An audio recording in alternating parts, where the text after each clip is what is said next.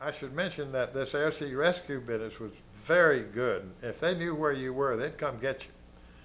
And they'd come and land on the water, pick you up, and so forth. They had a tent mate what they did was they took him and put him in a submarine, and he stayed there for about a week.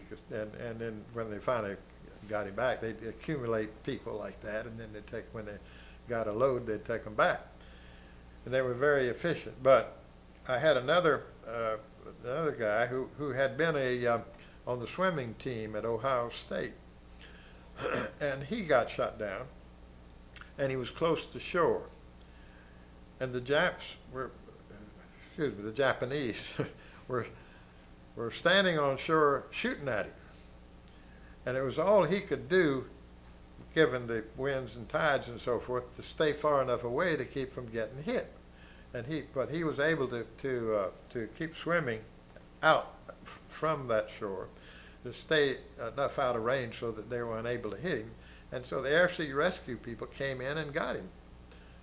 So of course they knew where he was, and they were able to do that. But there are hundreds of stories like that. But he was able to save himself because he was a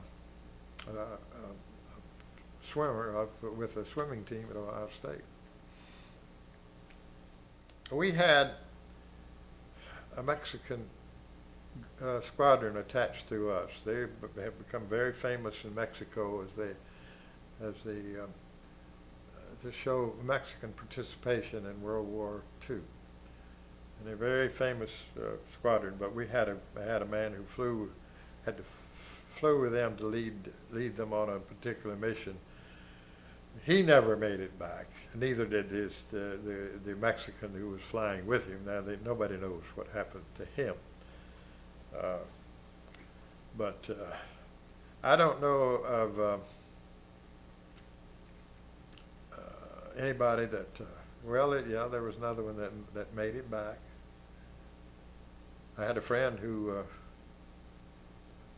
This man was flying a 51, and that he was shot down by small arms fire. That was the thing I should say about the 51 versus the 47. Small arms fire could shoot it down because it depended on coolant, whereas the 47 was air-cooled, and you could shoot cylinders out of that plane and it would still fly. I had another tent mate who had 7 cylinders shot out, and he got it back. But this man was flying a 51, and small arms fire